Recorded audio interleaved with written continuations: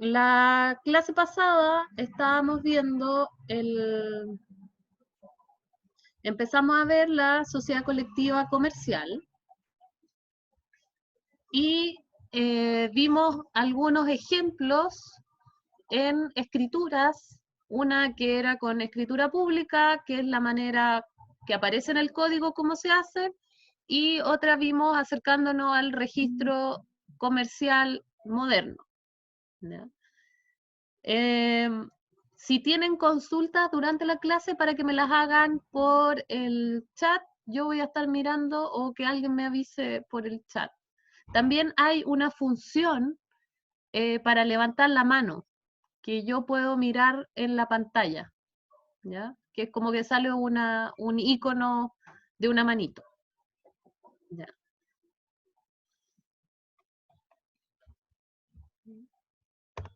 Ya.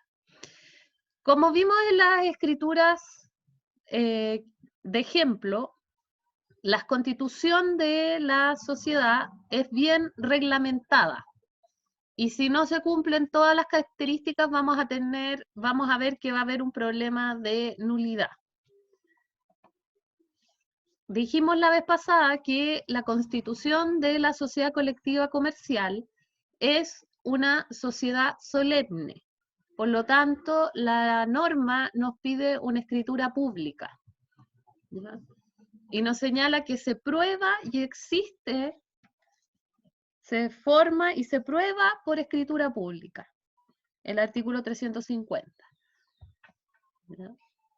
Esa escritura, ese documento que vamos a tener cuando se constituya la sociedad es a lo que nosotros llamamos el estatuto social, ¿ya? O la constitución social, pero es el estatuto, lo que va a quedar para siempre. No es que ese estatuto no pueda ser modificado, pero va a ser el primer documento donde nos pusimos de acuerdo cómo iba a ser nuestra sociedad. Luego nosotros vimos que había otro documento que era el extracto, que es como un resumen de lo que hicimos en las cosas que nos pusimos de acuerdo, que también está reglamentado. La otra solemnidad que sigue es la inscripción en el registro de comercio. Ojo aquí que es el registro de comercio, no el registro de propiedad en el conservador de bienes raíces. Si bien normalmente con el conservador de bienes raíces está el registro de comercio, no son lo mismo, no se dedican a lo mismo. Así que ojo con eso. Y finalmente, el último requisito que tenemos que cumplir es la publicación del extracto, que es el resumen, en el diario oficial. Hoy el diario oficial ya no es en papel, es electrónico, pero también se siguen publicando extractos. Como les decía, no todos los tipos sociales es posible realizarlo a través de la empresa en un día.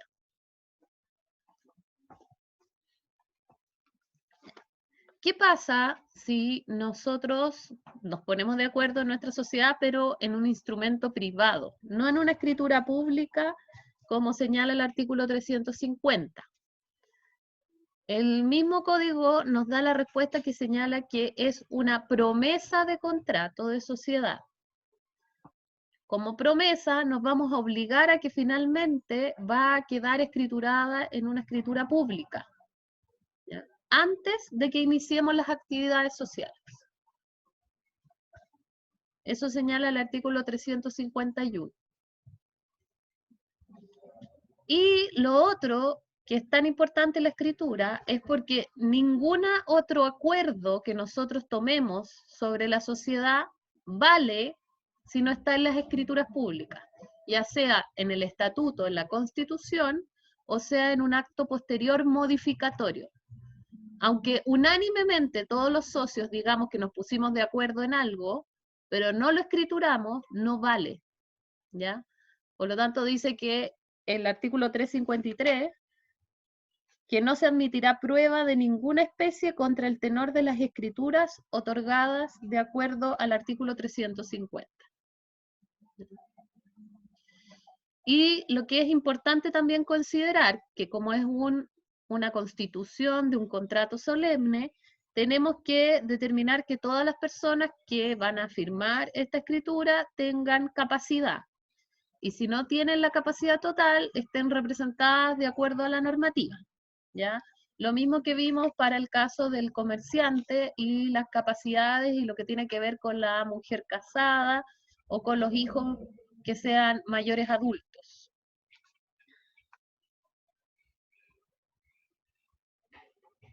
¿Ya? El menor adulto, perdón. Y la mujer casada.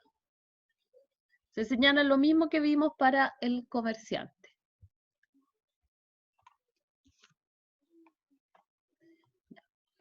Cuando vimos los ejemplos de la escritura antigua, la que estaba escrita a mano, digamos, yo les dije que había, dentro de todos los requisitos que pone la norma, van a haber algunos que son esenciales. Normalmente el Código de Comercio da posibilidades cuando no escribimos algo, cuando no nos ponemos de acuerdo, ¿ya? Que habla de en subsidio pasará tal cosa, en subsidio pasará otra cosa. Pero hay menciones esenciales de la escritura que no pueden ser subsanadas de ninguna manera. Una, por ejemplo, muy obvia, va a ser el nombre de los socios. No, no podría la norma ponerse en el caso de que no pongan los nombres de los socios. Y el artículo 352 habla de nombre, apellido y domicilio. A través del Código Orgánico de Tribunales se han agregado además establecer la nacionalidad, el estado civil, esto tiene que ver también con la capacidad del estado civil, la profesión y la cédula de identidad o pasaporte en el caso de los extranjeros. ¿Ya? Esto es una mención esencial del artículo 352. La segunda mención esencial es el capital. Tampoco la ley puede suplir cuánto vamos a aportar. Si se fijan, vamos viendo los mismos requisitos del artículo 2053 del Código Civil, pero los vamos viendo como requisitos esenciales en la escrituración. Ese capital vamos a tener que determinar cuánto aportó cada socio. Recuerden que el aporte es fundamental en la sociedad y si los aportes son en cosas, vamos a tener que valorar las cosas en dinero. También la posibilidad del aporte en trabajo, que también se debe valorar en dinero. Y como tercer elemento esencial, el objeto. ¿A qué se va a dedicar nuestra sociedad? De acuerdo a ese objeto vamos a determinar si va a ser una sociedad colectiva comercial o colectiva civil. Por lo tanto, el objeto o el negocio a la cual se va a dedicar debe versar sobre un giro comercial o mercantil. Estos tres elementos no son suplidos por la ley y por lo tanto no podríamos sanearlo si se nos olvida escriturarlo.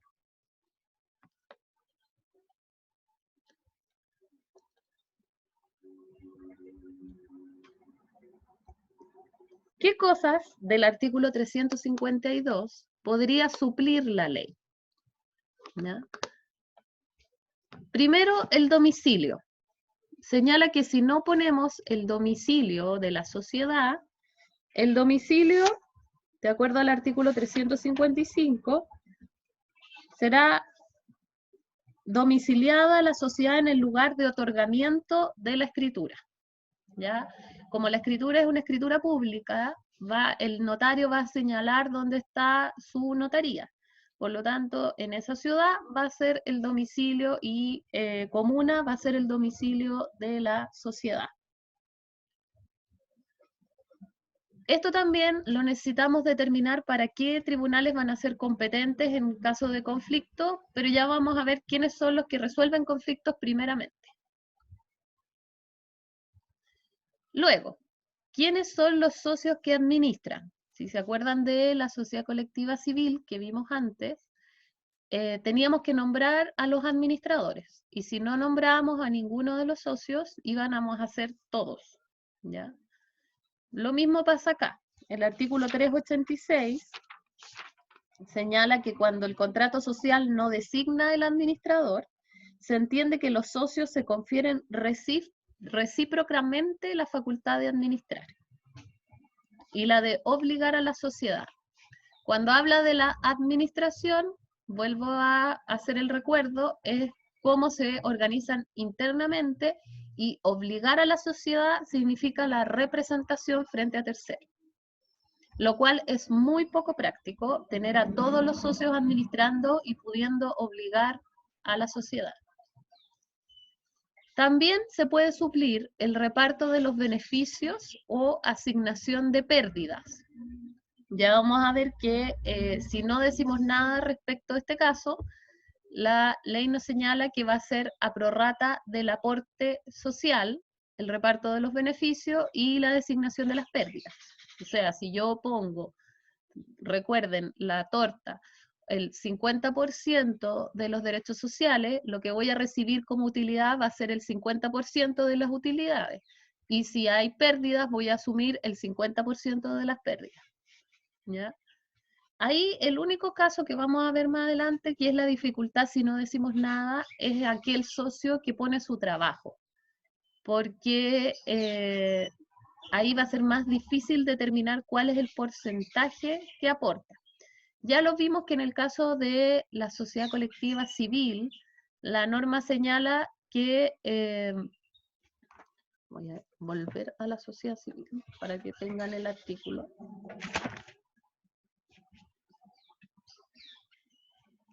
Que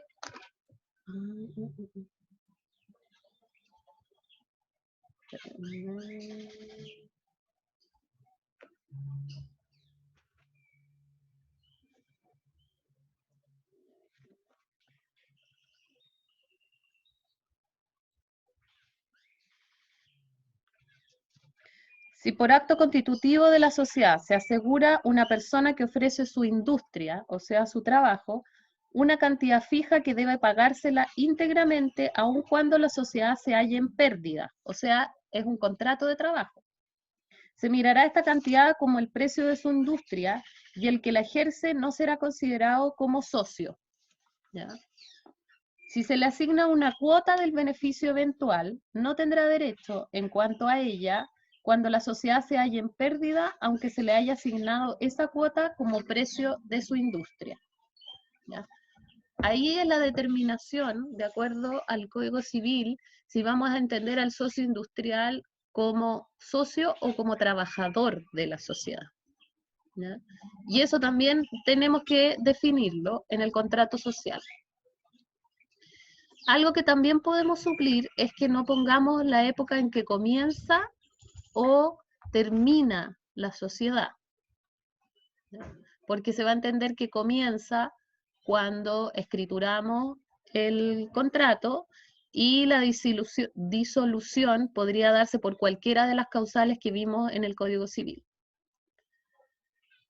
También podríamos olvidar, digamos, la asignación para gastos particulares de los socios y la forma en que se liquida y se divide la sociedad, porque eso está estipulado en normativa del Código de Comercio. Vamos a verlo más adelante. Un tema importante es la cláusula arbitral, ¿ya? Como yo les decía, en estos tipos sociales, la resolución de los conflictos está determinado por un juez árbitro. Y si nosotros no ponemos nada en quién es el juez árbitro o cómo lo van a determinar los socios, va a tener que ir a determinación de los tribunales de justicia, lo cual haría muy lento el proceso. No, ninguno de estos olvidos, digamos, es recomendable para un abogado, digamos, que haga una escritura social. ¿Qué cosas van en el extracto, que es este resumen de la escritura, digamos, que hicimos en la escritura constitutiva social? Las señala el artículo 354 y las voy a dejar ahí, pero son muy taxativas y son las cosas más esenciales de la sociedad, un resumen. ¿Ya? Lo importante que quiero que tengamos claro, que tanto la Constitución Social, el Estatuto, como cualquier modificación, reforma, ampliación, entrada de nuevos socios, salida de socios, significa una modificación del contrato social. Y cualquier modificación del contrato social, primero, implica otra escritura pública. ¿Ya? Entonces, si nosotros queremos disolver la sociedad unánimemente, deberíamos hacer una escritura pública para eso. Si llegó el plazo de cumplimiento del plazo y se va a disolver y queremos unánimemente prorrogarla, tenemos que hacer una escritura pública. Si queremos que entre un socio, cambiar un socio o retirar a un socio, también vamos a tener que escriturar esa modificación. Si queremos cambiar el nombre de la sociedad porque murió un socio y vamos a seguir el resto de los socios sin los herederos, vamos a tener que escriturar esa modificación. Entonces, todas las escrituraciones nuevas implican todas las solemnidades, tanto la escritura pública, el extracto, la inscripción en el registro de comercio y la publicación en el diario oficial. Eso es muy, muy taxativa la norma.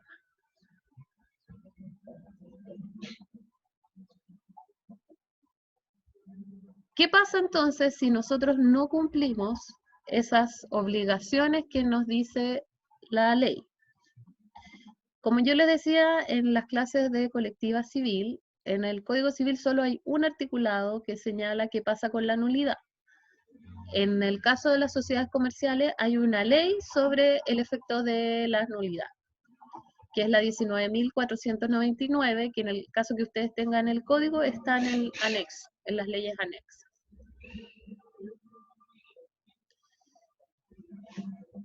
Tenemos un caso que es la nulidad de pleno derecho o la inexistencia, en el caso que sigan una u otra teoría, pero tienen los mismos efectos, que es que no tengamos ningún documento donde podamos encontrar los acuerdos sociales.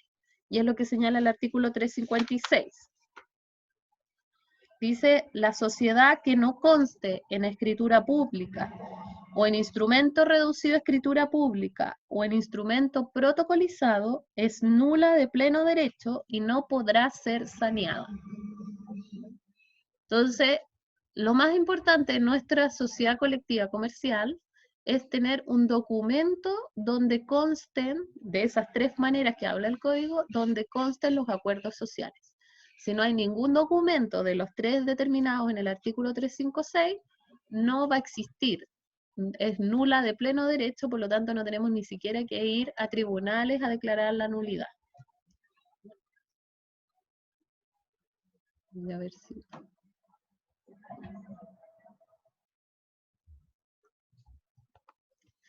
Y hay otra sanción que es la nulidad absoluta, que habla el artículo 357,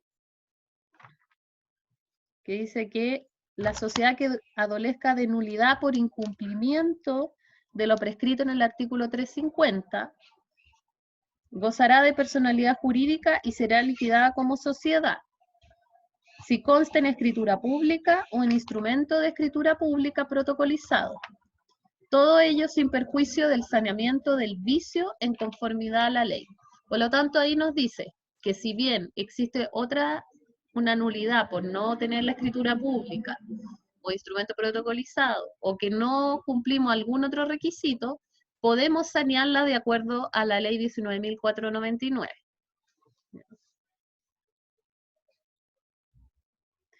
Cuando habla de que, por ejemplo, el artículo 355A, que no hemos inscrito oportunamente en el registro de comercio la sociedad. También es una causal de nulidad, pero hay una posibilidad de sanearla. ¿Qué pasa si se declara la nulidad? No estamos hablando de la nulidad de pleno derecho porque no necesita declaración. Estamos hablando de las nulidades absolutas y relativas. Si se declara la nulidad y constó en algún documento, recuerden que tiene que constar en algún documento, va a existir de hecho una comunidad. ¿Ya? Y se van a repartir las ganancias y las pérdidas de acuerdo al pacto, a lo que señale el documento que acordamos.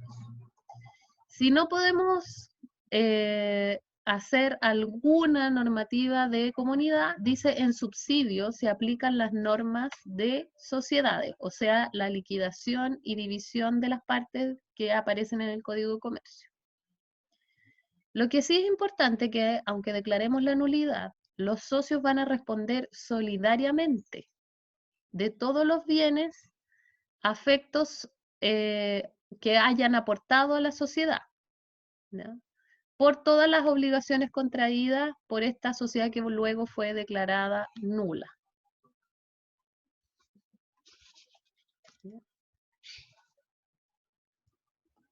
Y esto, como les decía varias veces, es en protección de los terceros.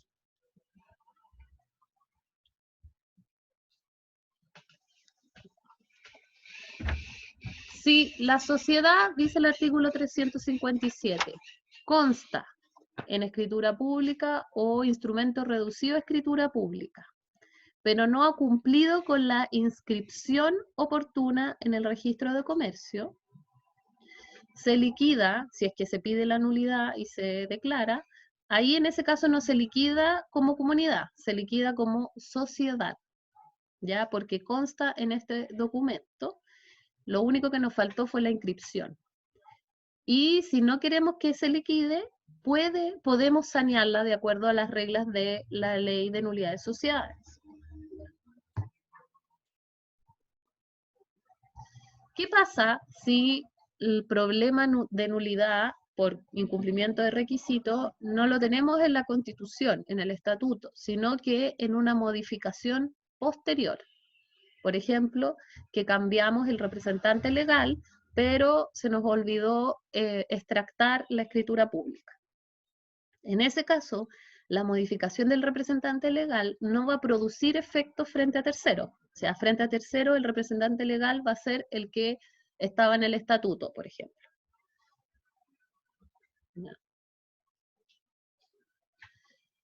Y hay una excepción en el artículo 360 que dice que los hechos comprendidos en el inciso segundo del artículo 350 solo producen efecto contra terceros desde que se deje constancia de su ocurrencia en la forma indicada en dicho artículo.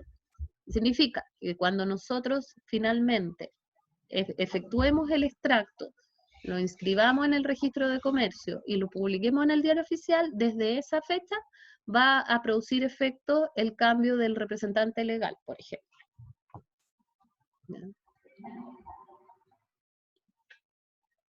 Y el artículo 361 da precisiones, que era, por ejemplo, el ejemplo que yo les estaba dando de el extracto no oportunamente escrito, el extracto oportunamente escrito, pero que adolece de vicios formales.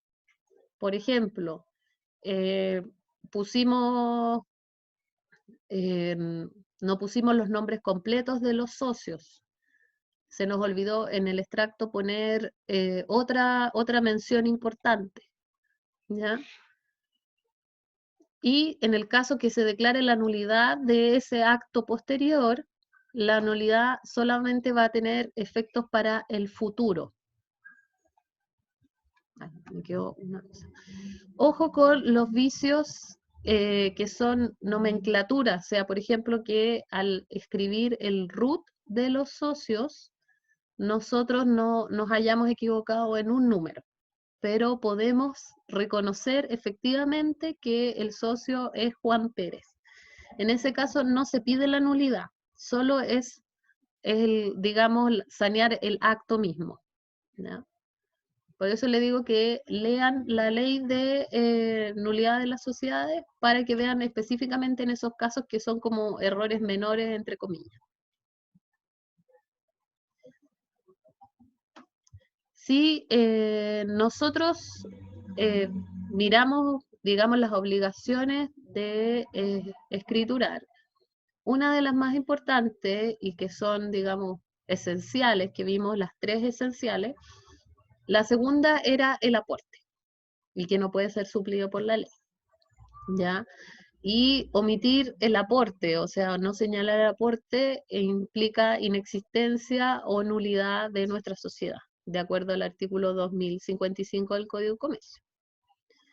Por lo tanto, señalar cuánto aporta cada socio en la escritura es fundamental. Y como yo les decía, el aporte puede ser tanto en dinero o en cosas muebles o inmuebles, e incluso este tipo social permite aportar el trabajo o la industria que habla el código. No todos los tipos sociales permiten aportar el trabajo, ¿ya? Para que tengamos claro que no siempre se puede aportar. Y también les contaba la clase pasada que es importante determinar cómo voy a aportar las cosas muebles o inmuebles, las cosas físicas. Si las voy a aportar en propiedad o en usufructo.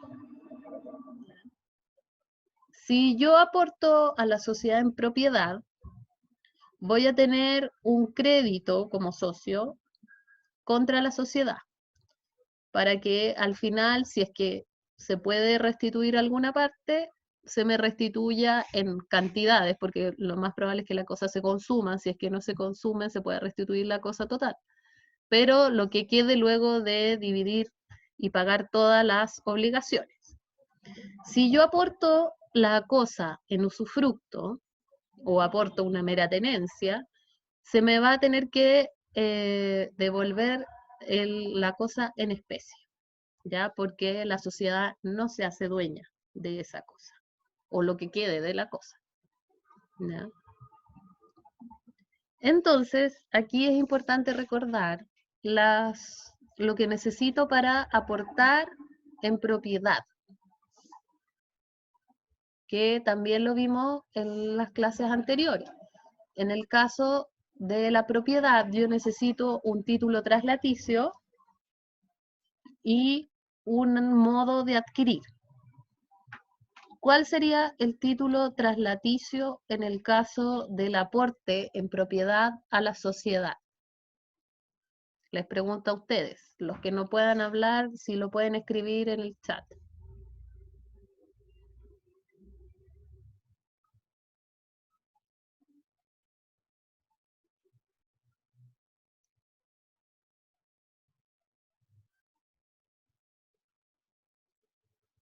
Que veo que están menos participativos que la clase anterior.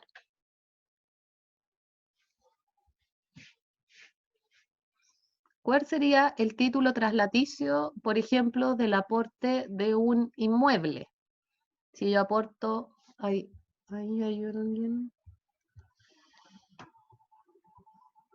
Ay, no lo veo.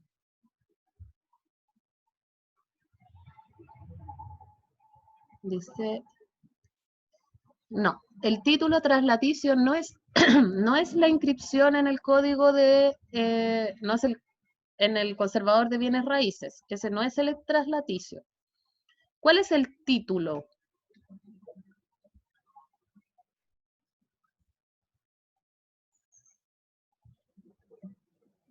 La compraventa, dice Gabriela. ¿Compraventa de qué? No sé si Gabriela puede abrir el, el micrófono, pero estamos hablando de sociedad, de contrato de sociedad. ¿Dónde hay una compraventa en el contrato de sociedad? Si la sociedad no está comprando el bien inmueble. Fernando dice la misma escritura. Fernando, perdón, la misma escritura de qué, antes de ver lo que habla Marcela.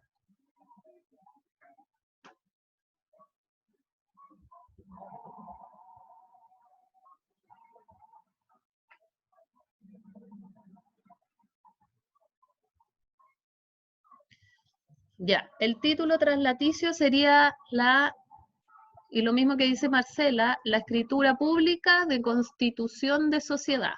Ya, recuerden que los títulos son un contrato, no son la manera de hacer la tradición.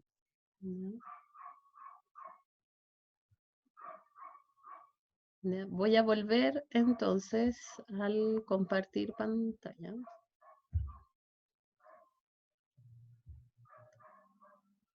Ya. Entonces el título traslaticio aquí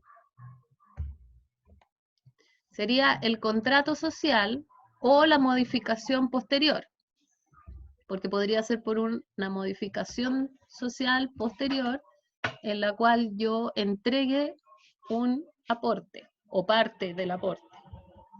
Y el modo de adquirir sería aquí la tradición. En el caso de los inmuebles, como decía, no me acuerdo quién era, es la inscripción en el conservador de bienes raíces. En el caso de los muebles, ¿cuál será?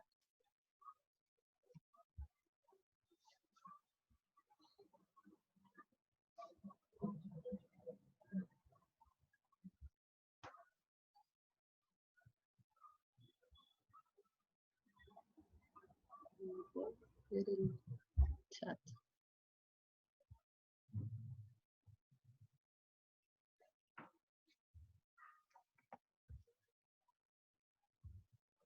Ahí. En el caso de la entrega de la cosa, la entrega material, sí. Daniel y Marcela me está. No sé por qué no puedo ver el chat cuando tengo compartida la pantalla. ¿Ya?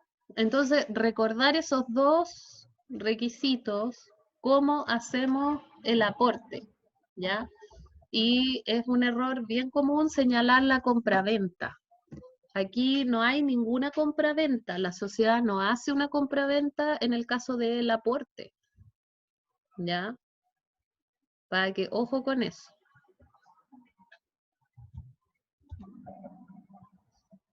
Entonces, el tradente va a ser el socio que entregue la cosa y el adquirente va a ser la sociedad. Como les decía, vamos a determinar la forma del aporte. En los bienes raíces, la tradición va a ser la inscripción en el conservador. En los bienes incorporales, las cesiones de crédito.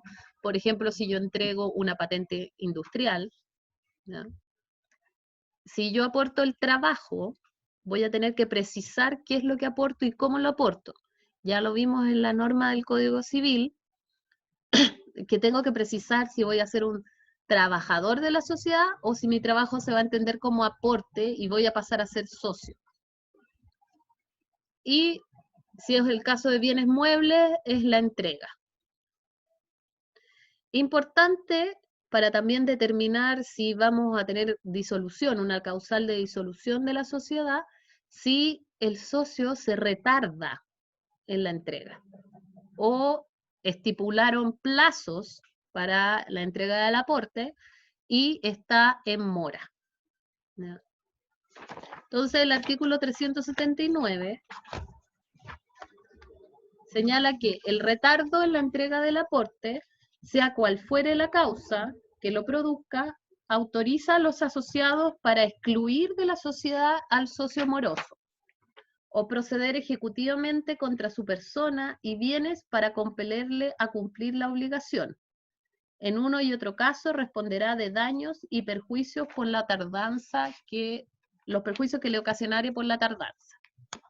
Entonces aquí tenemos dos posibilidades, vamos a ver.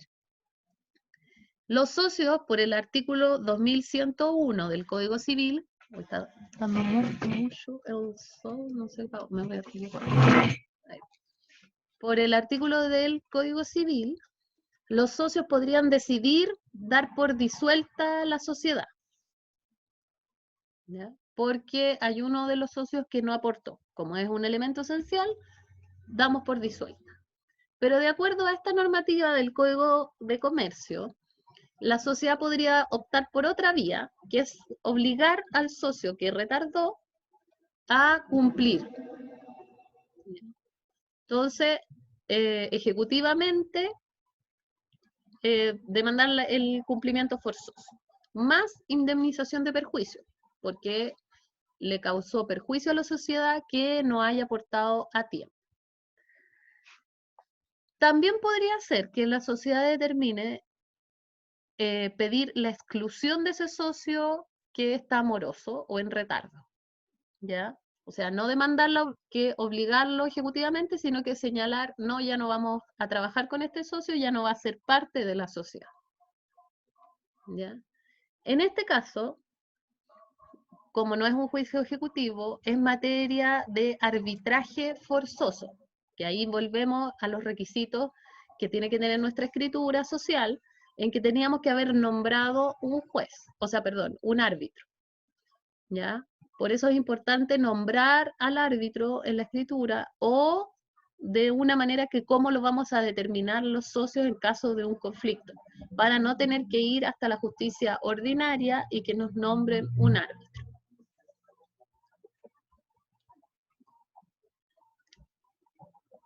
Puede darse el caso que durante la sociedad nosotros necesitemos aumentar o modificar nuestro capital, ¿ya? Lo que va a implicar, como yo le señalaba, una reforma. Ay, Gabriela quiere preguntar.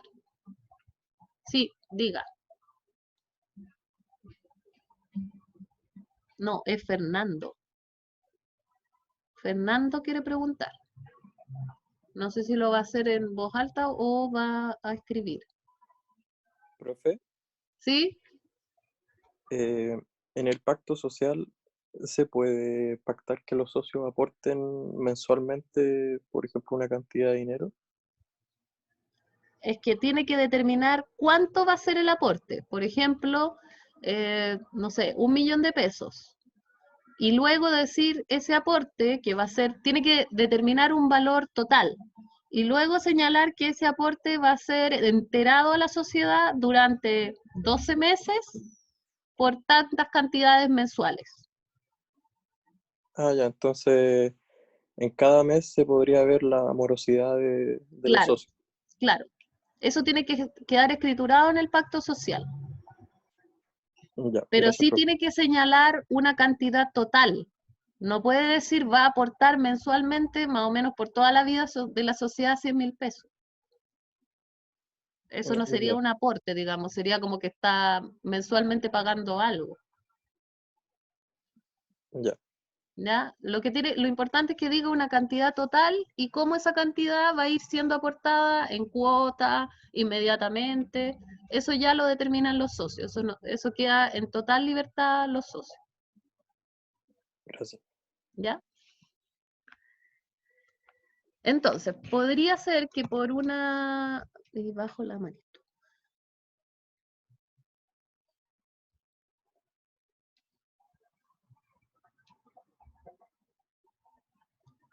Ahí, ya.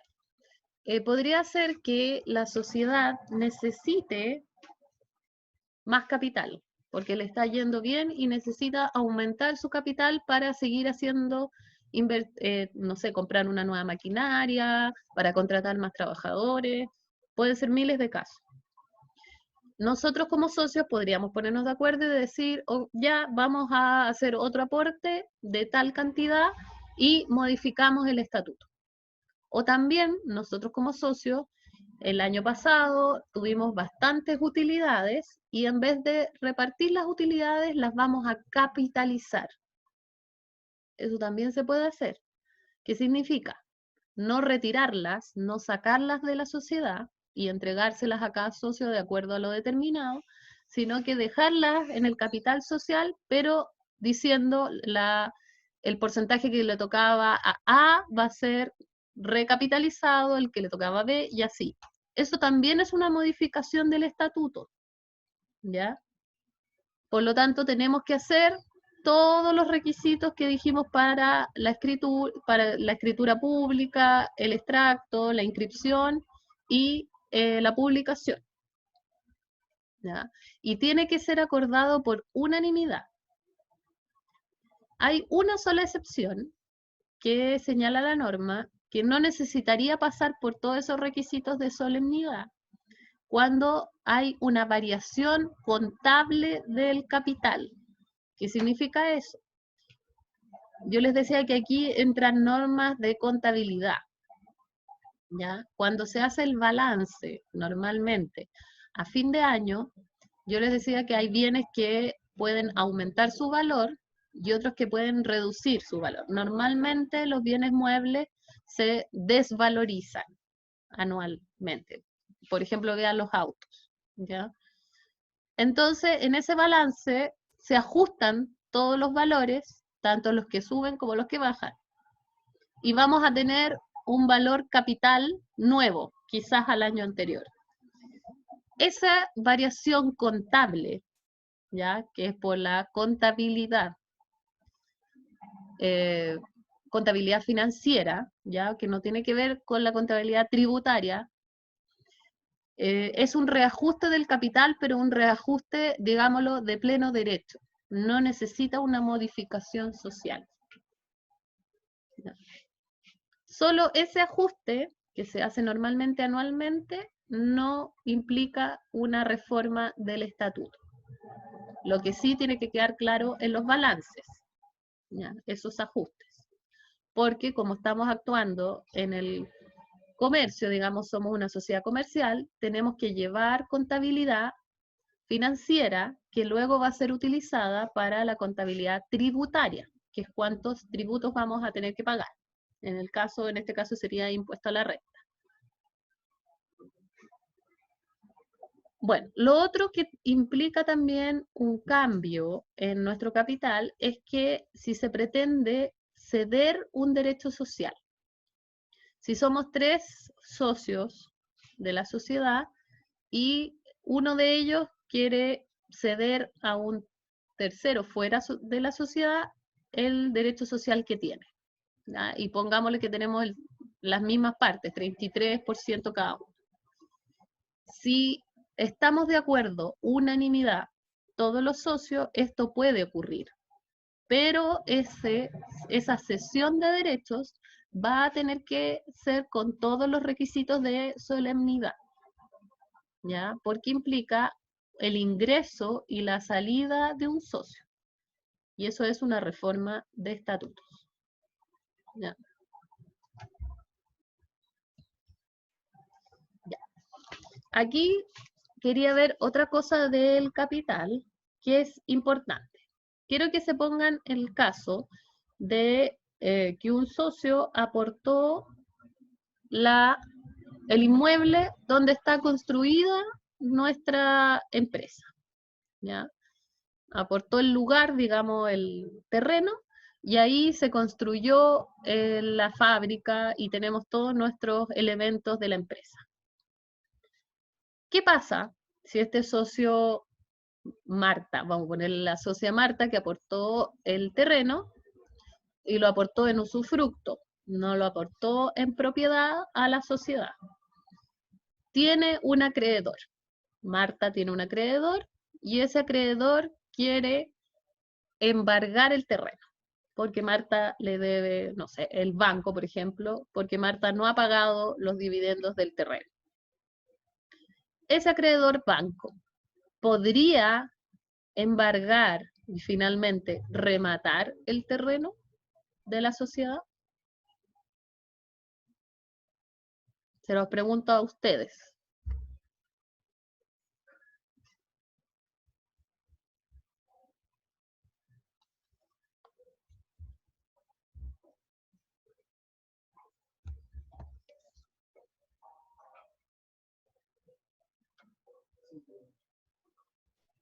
Faltan.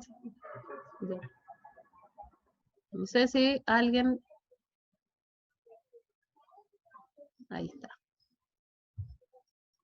Me dicen.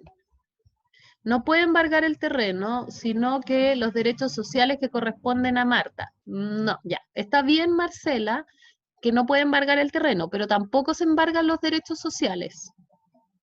Daniel dice no, y Consuelo dice no, pero no por qué.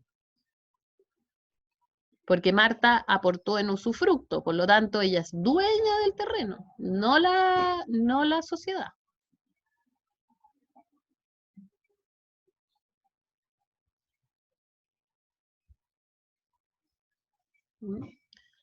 Entonces, yo quiero que si alguno de ustedes tiene el Código de Comercio en la mano, el artículo 380, ¿ya? Señala, los acreedores personales de un socio no podrán embargar durante la sociedad el aporte que éste hubiere introducido. Esta norma Si no existiera esta norma, tendríamos problemas con los aportes a la sociedad. Le entrega a la sociedad como un escudo protector frente a los acreedores de este socio que está muy triste y que no tiene dinero. ¿Ya? Vamos a decir como un escudo protector, que es la inembargabilidad del aporte. Entonces, los acreedores de este socio que tiene problemas no pueden entrar a ese aporte. Digamos, no pueden ingresar al capital de nuestra sociedad, pero le da una solución. Le dicen, este socio que tiene problemas, por ejemplo, va a recibir dividendos, utilidades de su derecho social. A esos dineros o esos dividendos, utilidades, usted las puede embargar, señor acreedor. Esa sí tiene derecho. Entonces, ahí está la diferencia con quien me señalaba que embargaban el derecho. No embargan el derecho, embargan los frutos de ese derecho, que serían las utilidades sociales. No sé si queda claro ahí.